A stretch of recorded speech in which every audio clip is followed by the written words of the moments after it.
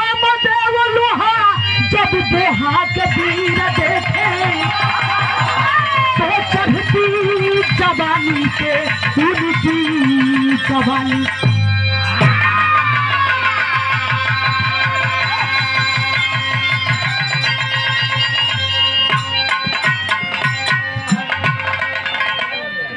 देखा बाबूजी, कहा जाता है कि इस दुनिया में जो इंसान विख्यात होता है उस इंसान की गाथा अमर होती है और उस इंसान की गाथा उसकी महानता होती है और महानता एक ऐसा नमूना है जो बल बुद्धि विश्वास से मिलकर के उज्जवल होता है।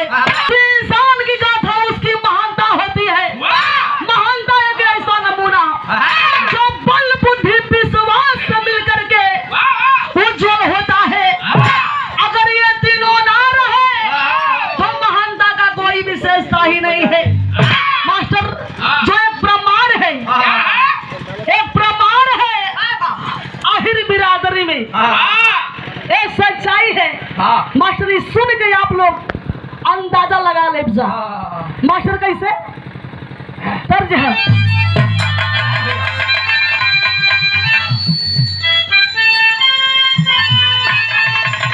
बड़ी सुंदर गीत।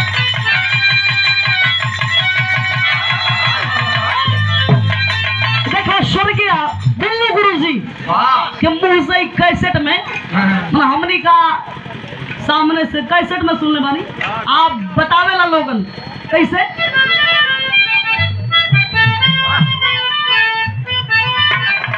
एक बात, अरे एक बात हमारी सजनी गठियाला सुनरिया। लेकिन ध्यान रखना भाव पर मास्टर, तो बादल भी, अरे बादल भी, अरे सिमट जाता आहिरे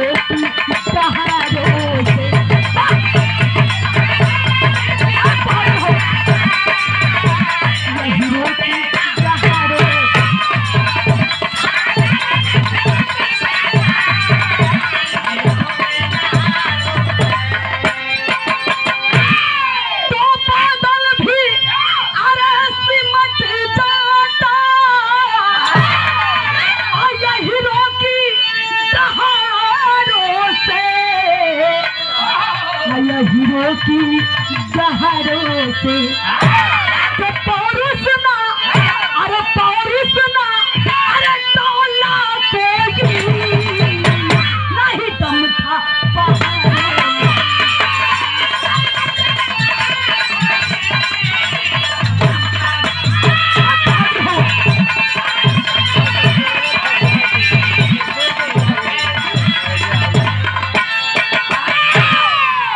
कहानी का शुरुआत भाई मास्टर जौहर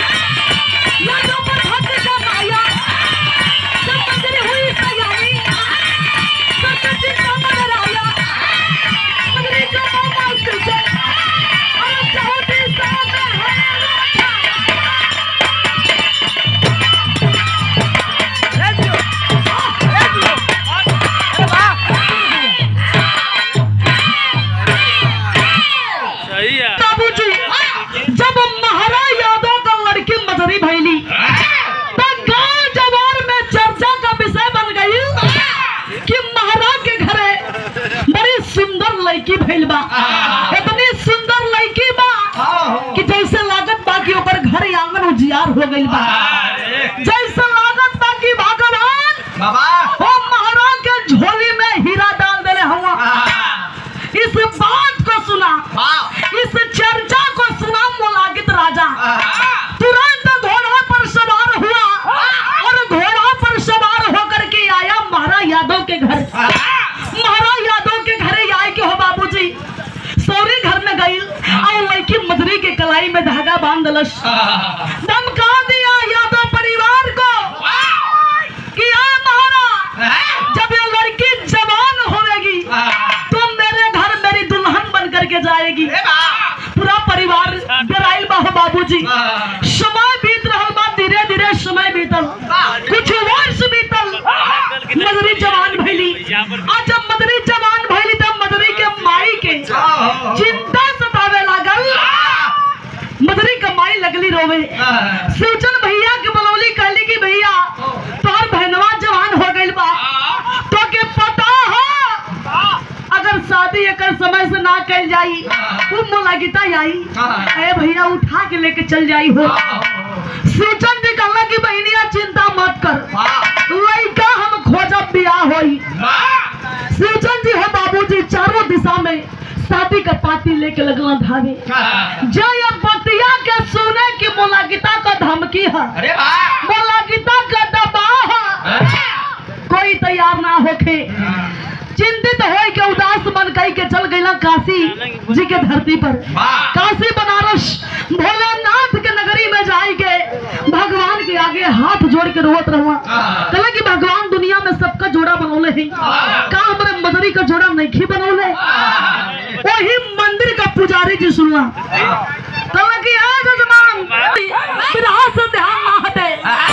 पंडित जी कहला कि जजमान काहे रोवत हुआ, कहला कि बाबा हम का बताई, पंडित जी हम का बताई कि हम कोना पीड़ा से कोना परेशानी से गुजरत बानी। कहला कि रे बतावा का बात है, कहला कि चारों दिशा में धोली वहां में छाला पड़ गई, लेकिन हमारे मदरी हमारे बहने से क्या वो शादी करे बदे राजे ना भई। कहला कि चिंता मत करा, हम पोथी पतरा देखत बानी। अच्छा पोथी पतरा के देखला हो बाबूजी, कहला कि एकदम सीधे चल जा बलिया,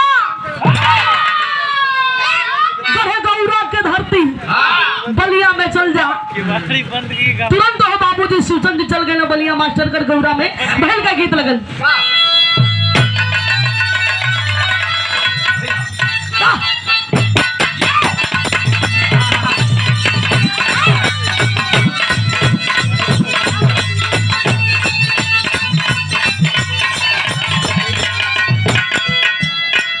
देखा लॉकडाउन में दोनों मेहरारू का अब मिस्कत का बार हमारा देख के अरे मेहरारू का कौन साइज बढ़ गई। मेहरारू का देखा हो देखो मर्दे के उलाना देती है, धमकावती है, का हो तो के कुछ हो ना पता चलेला, पहले से परिवर्तन हो गइल बा। अच्छा तू तो मत बोला, तू बोलबा भक्सावन बोलबा, आज तो हर बोली हमके कोयला जैसे लागेला। सही रे कहना, मेहरारू कह दिया सैया जी, तोरा दिमाग में खाली गोबर घोराइल है, बढ़िया हाई बैलेंस दहली लेके गइला सिवैला, एक बेकार मतलब बेकार करके रख देहला। मैं सीएन छोड़ा था। अरे देखा कम बोला तो तोरा पर खाते होई। अरे आप तो लोग निशाना हमारे पर है, बताइए कि दूसरी पार्टी हमको क्या कहेगी, कहना फर्ज है उन लोगों का। आप ही लोग जब इतना बड़ा हो गए हैं, लेकिन कैसे दरारू कहा दिया, कैसे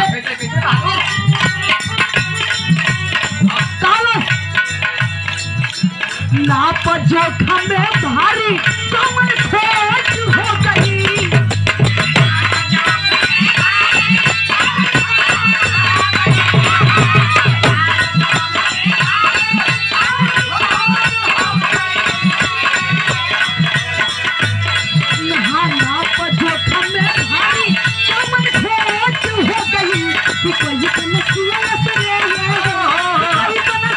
कोई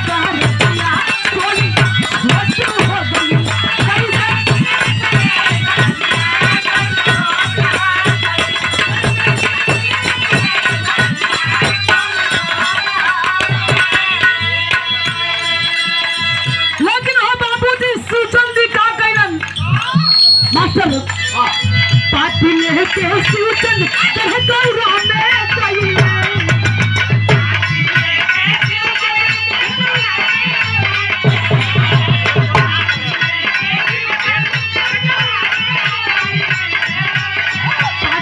के सूचन गढ़ गौरा में गईले कि बुढ़ऊ दादा बूढ़ा कुबर की बेटाई गईले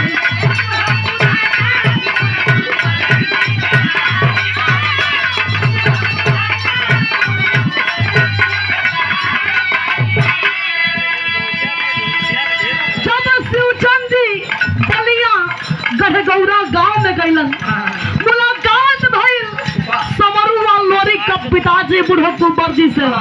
बुढ़ो कुंवर जी देखला कहला कि ए मेहमान है अरे होनिया कहां जात बारा हेने आवा कहां से आइल हुआ तोहर का नाम पड़ी जब इतनी बतिया पूछला हो बाबूजी फट दे शिवचंद जी का चेहरा डाउन हो गई चेहरा उतर गई पूछत हुआ का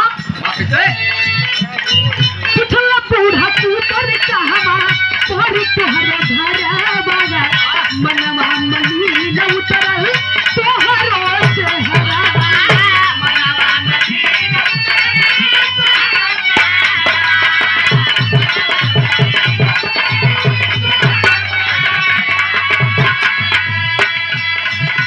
अब बात समरू गोर के चला आई गईले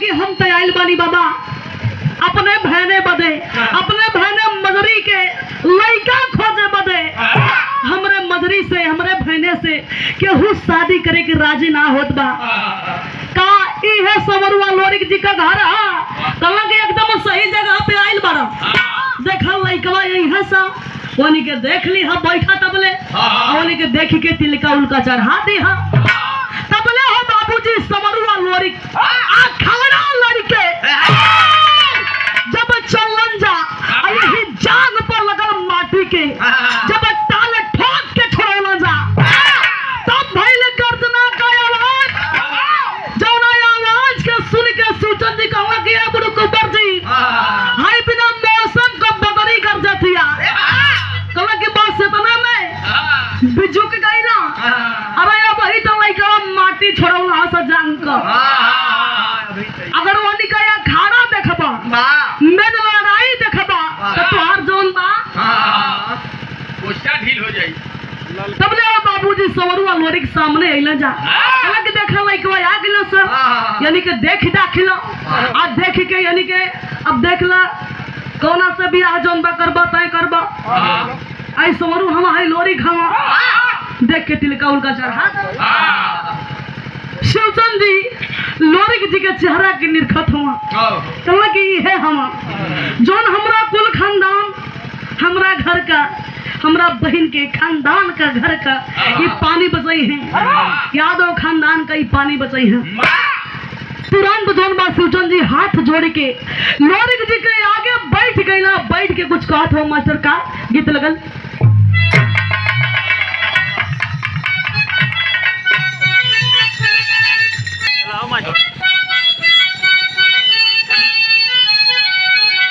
देखा है गीत के माता बहनी लोग पीढ़िया में गावेली जा कैसे गावेली जा कि आ जाइए कटासी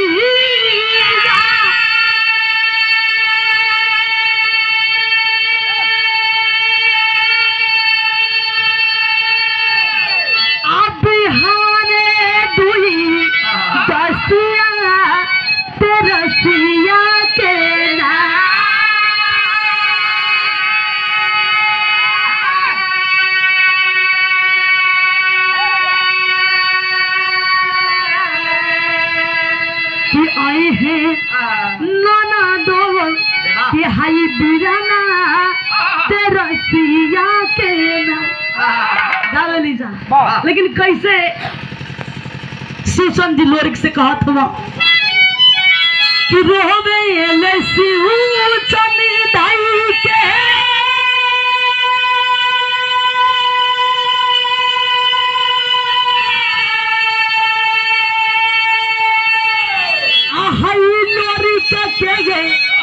पयरिया सुनाए लोरिक जी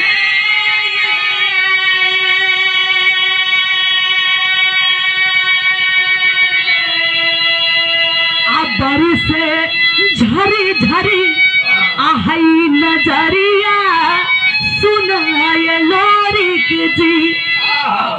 कहला कि सुनी हमार मजरी से केहू शादी करे के तैयार ना होत बा। जैसा लागत बा कि दुनिया में ये धरती पर केहू मर्द ही नहीं खे। लोरिक जी कहला कि मामा जी हुआ ना तो सुना तोरा मजरी से केहू राजी होखे या ना होखे, लेकिन तोरा मजरी से हई लोरिक बीर शादी करी हा, हई लोरिक यही शादी करी हा। जा जल्दी जाके शादी का तैयारी करा। तुरंत हो बाबूजी सुसन जी जौन बा तैयारी में देखा कहला कि हाँ एकदम सही है, लड़का तैयार हो गई। लेकिन देखा जब लोरिक जी तैयार हो गया तो तनिका कसे लगला। कहला कि सुना ऐसे ही ना जाइबा, ऐसे ही ना जाइबा टिक के मन मांग टिक के खाली दुल्हैया के ना लेके आइबा, ओ जा चल के फाइट करे के बा। कहला कि लड़ाई करे के बा। कहला कि हाँ इतना ही ना तोरा ये बारात में तोरा यहाँ से जौन बा एको बुढ़वा लोग ना जाई है। कहला कि एको बुढ़वा लोग ना जाई है। हाँ भाई ना जाई हम तोरा बारात में खाली नहा जाई हम, कहे से कि लड़ाई जम के करे के है। लोरिक जी कहला कि अब हम समझ गईली कि ब्याह मनो लोहा लगा के लोहा जीत के करे के है मास्टर। तब देखा का कैलन गीत लगल।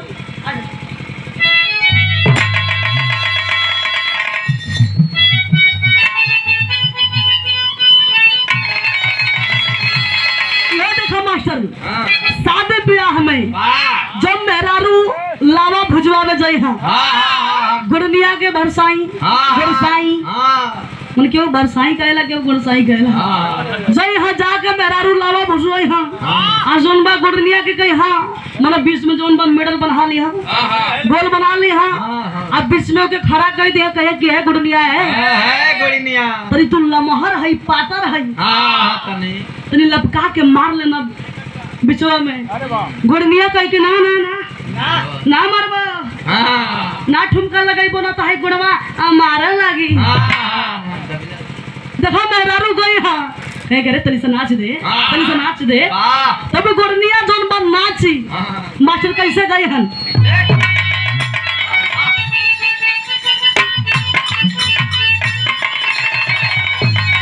यह गाना ली जा आ गुड़निया नाचले मास्टर कि पातर पातर झिंगा मछरिया कमरा हिलावे रे। अरे यार गजब नहीं कौन ब्रेक है। अरे भैया जी तेरे गुड़निया नाच नहीं अब तो लोग मेरे का सुनत हो जा हमार करिया थ्रेसर का पुलिया है। अरे उससे कम नहीं जब ना तो हिलत रहे। चलो तन से बात रखता। अरे बात कैसे रख दी एक सेकंड देखा हम तन की बस इशारा कर हम नहीं थी जानो गुड़निया देखा नाची गुड़निया कि पातर पातर झिंगा मछरिया कमरा हिलावे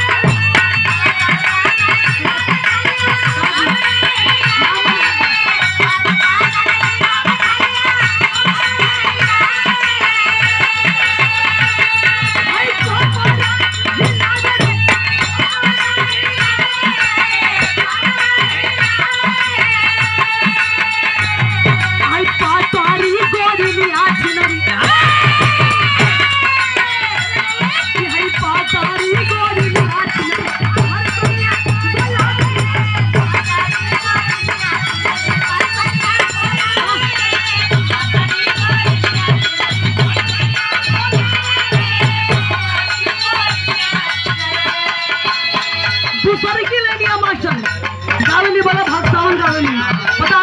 कैसे बनी पता है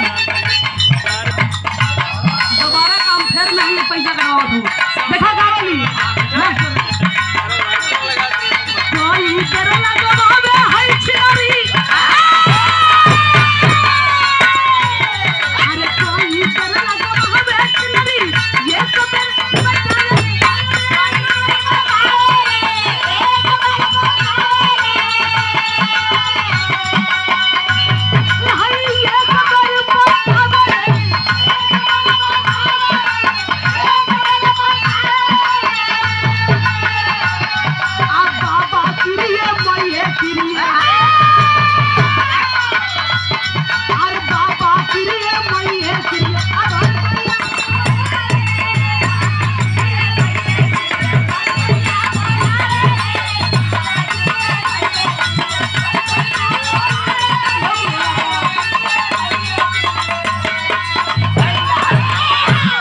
जाए दीजिए कोनो बात ना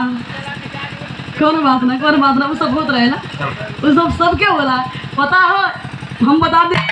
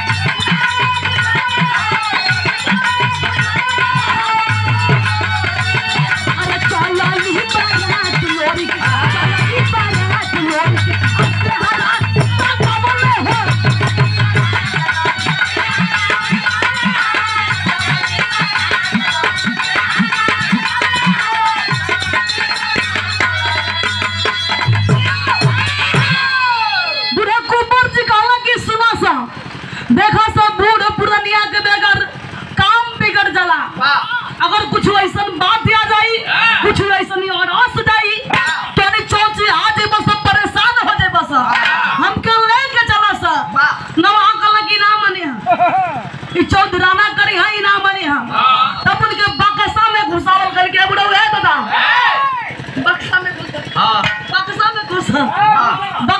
घुसा के लेके नौ सिखुआ नौ छिटुआ बारात लोग लेके गई बारात गई हो बाबूजी तमू में जब पहुंचल लोग पानी वानी पियल पानी पियला के बाद जब विवाह का मुहूर्त आयल कि दुल्हन को बुलाओ सिंदूरदान का समय आयल देखा घराती या बाराती पक्ष में सवाल या जवाब होके लागल घराती पक्ष देखे जा घराती पक्ष बाराती पक्ष से कहला कि सुना जा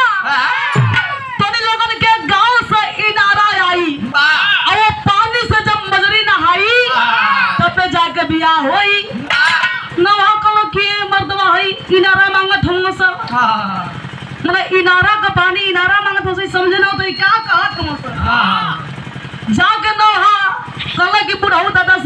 पड़ी। जाके पूरा कुबर जैसे पूछना से कि दादा कहवा से कि तोरी लोगन के गांव का इनारा उनारा आई तो सब नहाई तब जाके बियाह होई। कहला कि बस चौची आ गइला सा होशियार बनत रहला सा। अरे वो कहत हो सर कि माने बाढ़ का पानी जब बाढ़ का पानी अंदर जाई तब ना लड़की आई ना के नहा कल के छई बात बा जाके नहा कल के सुना जा है हमनी के गांव का देखा मजाक ही हो करत हवा बराती बक सुना जा है हमनी के गांव का इनारा बड़ा कटाहा है यहां से 4 गो जाई तबे वो आई मर्दा सब पगले हुआ जगह हम पगले ना भाई पानी लो जा के नहा लेके आवा जा बियाह भइल हो बाबूजी मजरी और लोरिक जी का शादी भई। शादी हो गई लेकिन देखा इधर मोलागिता के पता चल गई कि बारात हमरा चोरी चोरी आई अब मदरी का शादी हो गई।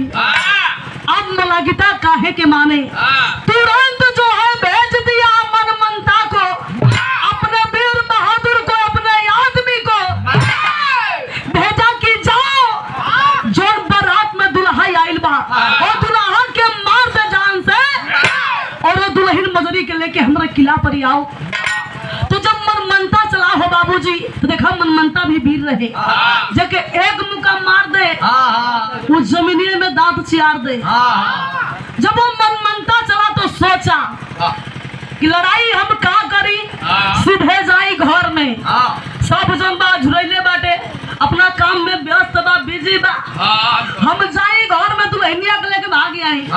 तो मनमंता गया तो मेन दुआरी दरवाजा के पीछे छिप गई कि जब वही दुल्हा घर में आई दुल्हा जब वही घर में आई तरह के तोड़ दई अलग भाग जाई मदरी के। तो बाबूजी मनमंता लुकाइल है मदरी के पता चल गई मोलागिता ना मानी सच्चा दिल है देखा सच्चा दिल समझ जाते हैं कि ना मानी मदरी जोर जोर से लगली रोवे। आज जब रुवाई का आवाज गई लोरिक जी के कान में गांगू नाल का भजला कला किया ना हुआ भाई अपना रतिया का कौन मेहरारू रोवती रे जो घर में देख के आओ। जब नाऊ गया हो बाबूजी देखा मदरी रो रही है आज जब रुवाई का आवाज मेहरारू भी सुन ली आईली मदरी दहाड़ के कहली कि सुना ए नाऊ जाके कह दा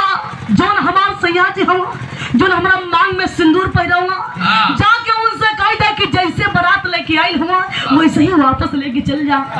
नाऊ गया जाके जब लोरिक जी से कहलस लोरिक जी जब बात के सुनना कहला कि मोलागिता का चाल बा तुरंत बाबूजी तमतमा के खड़ा भइला और हाथ में तेगा उठावा भाई का तेरी गलाई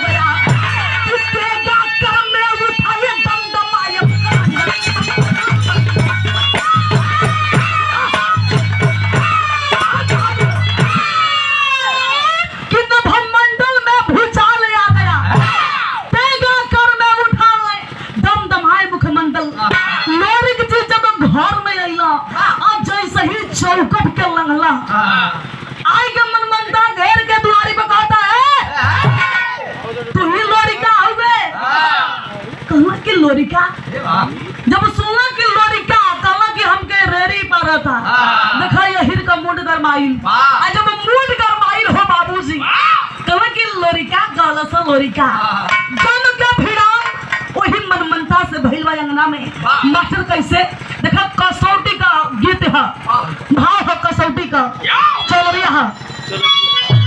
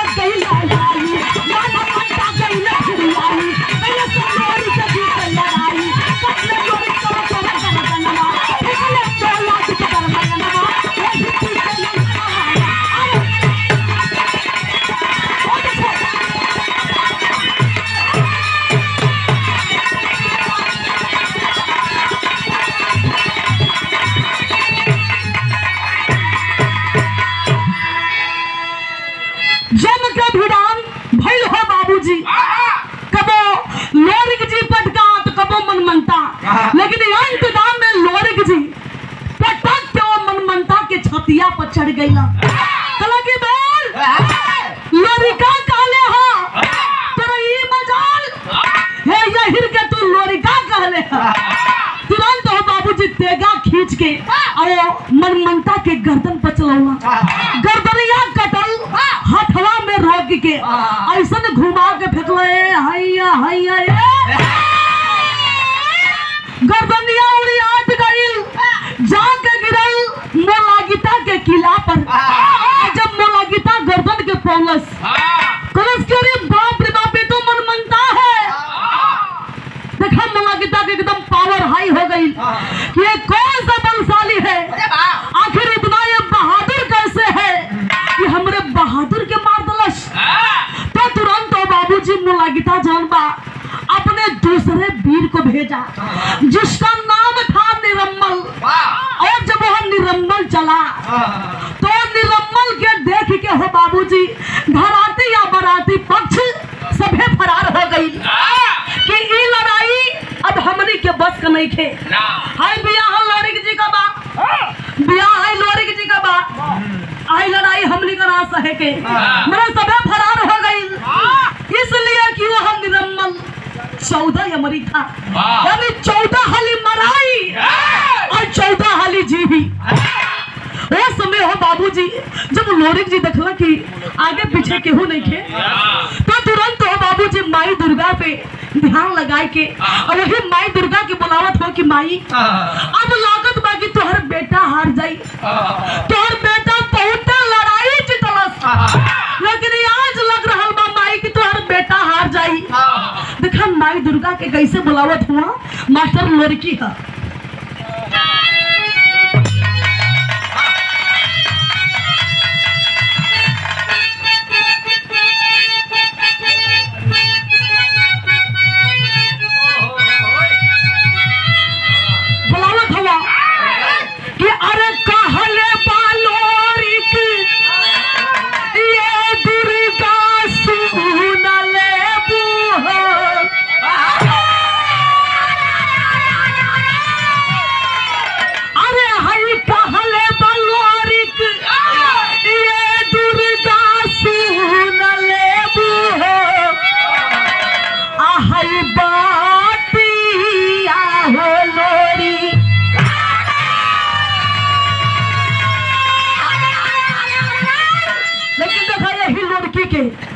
बिरादरी में लोग देखा कान में अंगुरी डाल ले हजा गई हजा बुलावत हो लोरिक जी कैसे कि हाय पोहा कबीर, अरे हाय पोहा कबीर आपको बोला देखी ना भागले।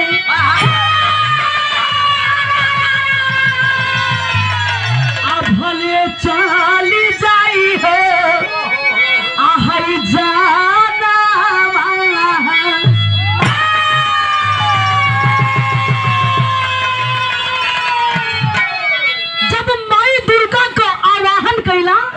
माई दुर्गा साक्षात लोरिक के सामने अली कहली कि बेटा हमरा से विश्वास टूट गई, आखिर ऐसा कौन कमी हो गई कि हमरा से उम्मीद तोड़ देला।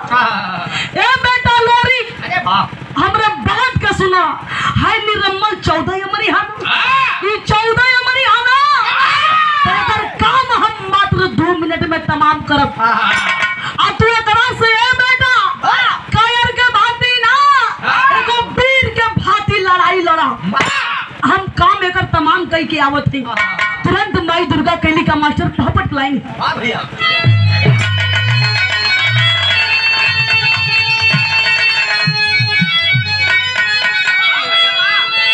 कि अरे बोलली दुर्गा बन सती,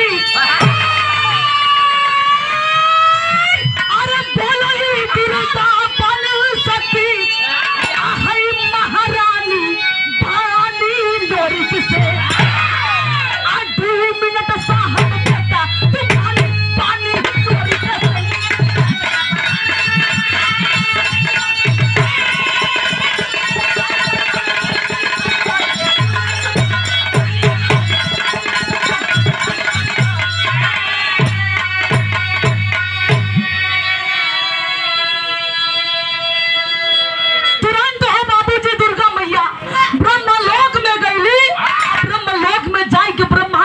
कहली का प्रभु केहू के 14 अमरी वरदान दे देबा कि धरती पर जाके बढ़िया आदमी के सतावे।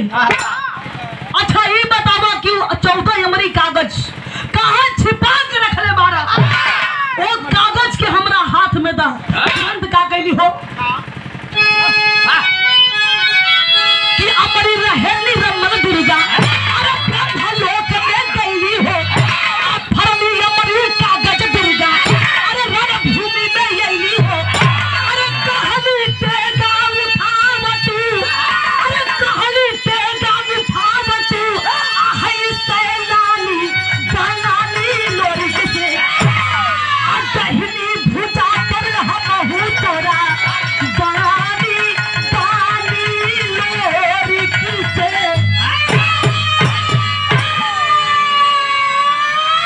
तुरंत हो बाबूजी अमरी कागज के हाथ में रहली अब फाड़ के रणभूमि में अली।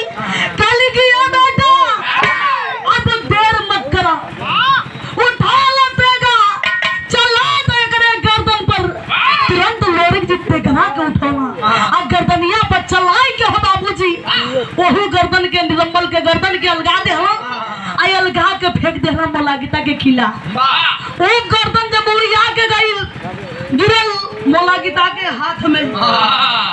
देखा कि अरे बाप रे बाप मेरा सबसे कीमती सबसे बेस्ट कीमती मेरा बहादुर 14 अमरी निरंबल मारा गया। अब ये लोरिक के हम ना छोड़ो। वो मोलागित जो है तुरंत या बात ना तुरंत जो है वो मोलागित योजना बना रहा है कि हम ना छोड़। देखा बुरा गणित बैठावत बा लेकिन इधर हो बाबूजी जब दू गो दुश्मन मरा गईला तो खुशी का संग आई बदल मास्टर कैसे अलग लाइन।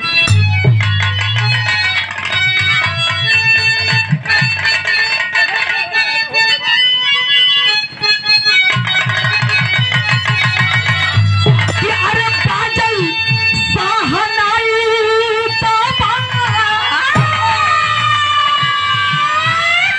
अरे बाजल सहनाई तबा। आहई महारा की बकरियाई ताई।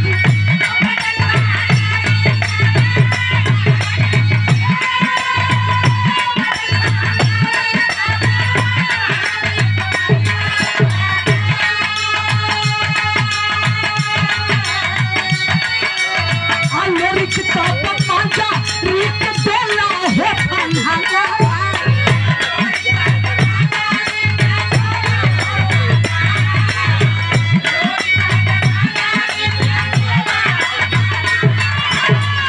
काके मोलागित चाहिए अपनी किलवा से हो पारी।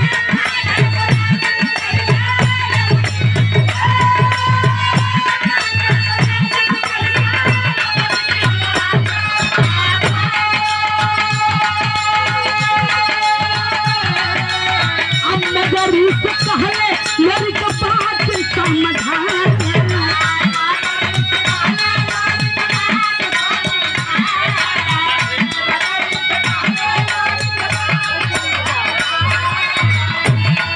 अरे तार के वो हरियाती ले गए मुरिया हो गोरिया।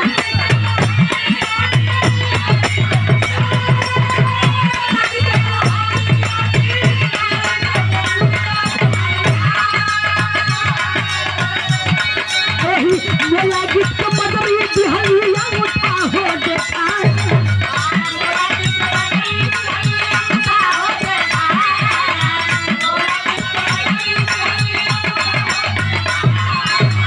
तब ने रास्ता भाग आके रहिया में घेरी है।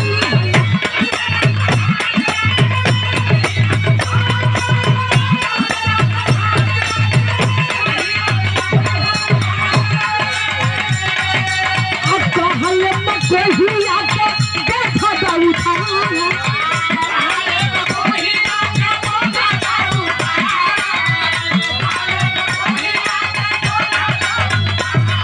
अरे तब तू बाजारी का बोला लेके जाइबा।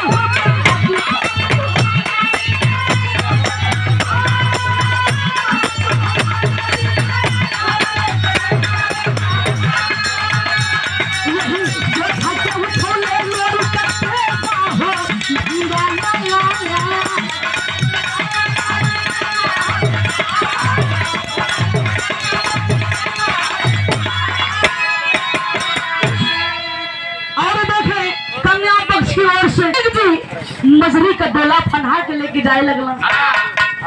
जब डोला कुछ दूरी पर लेके गईला तो इधर चौन बा बोला गीता मतलब बूढ़ा गणित बैठा ले तुरंत भेजा अपने तीसरा वीर को जिसका नाम था रंपा भाट। जब वो रंपा भाट आई तो आई के लोरिक जी के बीच रास्ता में घरलस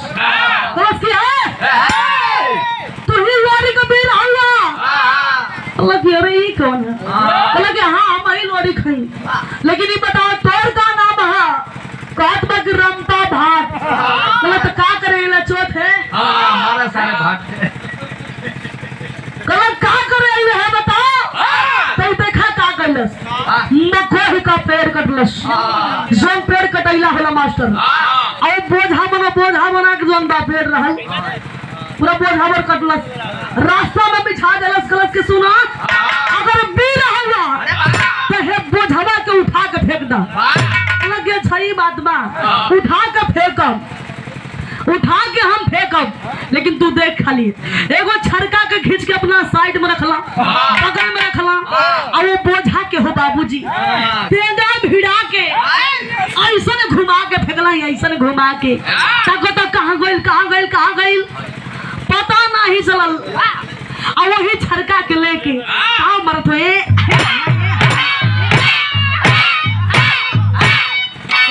कितना मरवा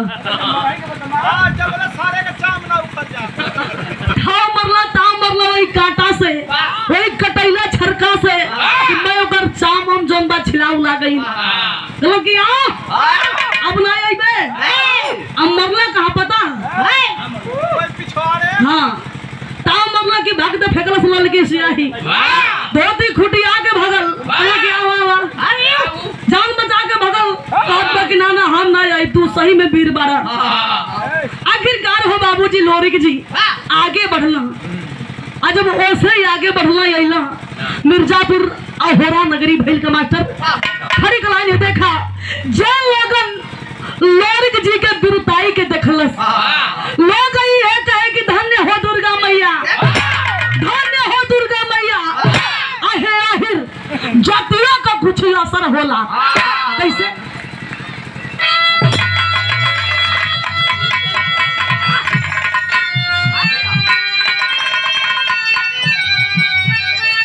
देखा मास्टर तू जो इशारा करत हुआ देखा जब हम चढ़ीला तब ना उतरीला ए भैया चढ़ के मास्टरवा के जान ले बुका। अरे यार गजब बोलत हुआ उनके ऊपर हम चढ़े के बात ना करत हई। देखा अगर हमरा चढ़हू के होई तो ऐसन पहलवान पर है खखड़ाई पर हम का चढ़। अरे भैया खखड़ाई नहीं खा भाई हाडी ठटरी पर का चढ़ चढ़ जाई कहीं चढ़ जाई काम खत्म हो जाई इनका देखिए वही में उधर पर चढ़ा रखी। हाँ तो देखा अब तो हम लोग कंफ्यूजन में हो जा माना हम इनकी पर चढ़े के बात ना कैली हम पत्ती पर चढ़े के बात कैली हम हाँ पत्ती पर चढ़े के बात कैली है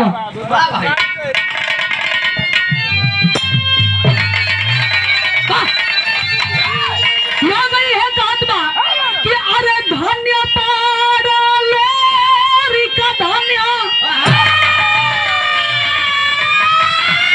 अरे है धन्य पारा लोरी का धन्य है बारी तो हर माई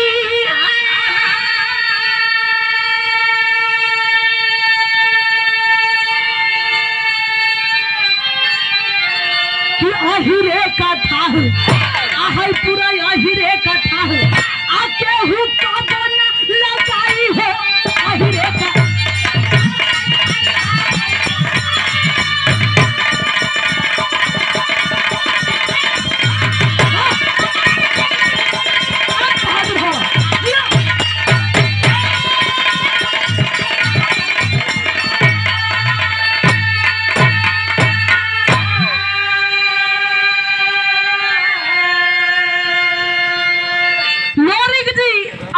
नगरी में खड़ा हुआ जहां उसी रास्ते में अहोरा नगरी उसी रास्ते में पहाड़ था जो रास्ता का रोड़ा बनत रहे। लोरिक जी तुरंत हो बाबूजी तेगा के उठावा कहला कि पहाड़वा ही रोड़ा बनत है 3 गो दुश्मन के मार दे हले आई पहाड़ हमके रोका था। तुरंत का गए मास्टर कि आइया मिर्जापुर में आइया होरा की नगरिया अब मरले पहाड़वा पर अरे खींच के टाला बढ़िया कि दिहले पहाड़ भी अरे दिहले पहाड़ भी अब भाग में ये लगाई हो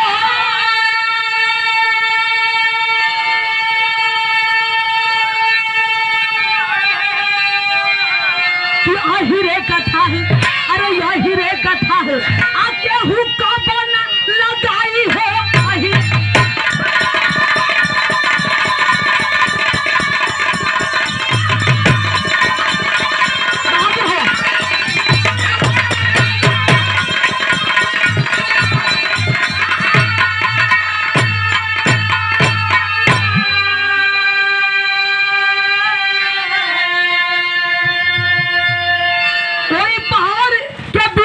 हो बाबूजी तेगा घुमा के ऐसा चलौना तो पहाड़ दो भागों में बट गया और लोरिक जी आगे बढ़ गए यानी वो पहाड़ मास्टर देखा मिर्जापुर मारकुंडी पहाड़ के नाम से जानल जाला ना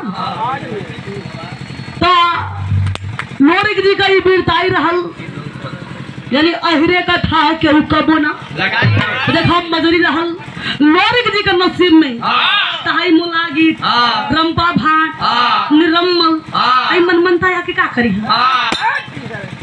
हाँ मुलागित रंपा भाट मुलागित मनमनता निरम्मल और रंपा भाट का करी हम बस खाली हाँ आओ समाप्त भइल आखिरी लाइन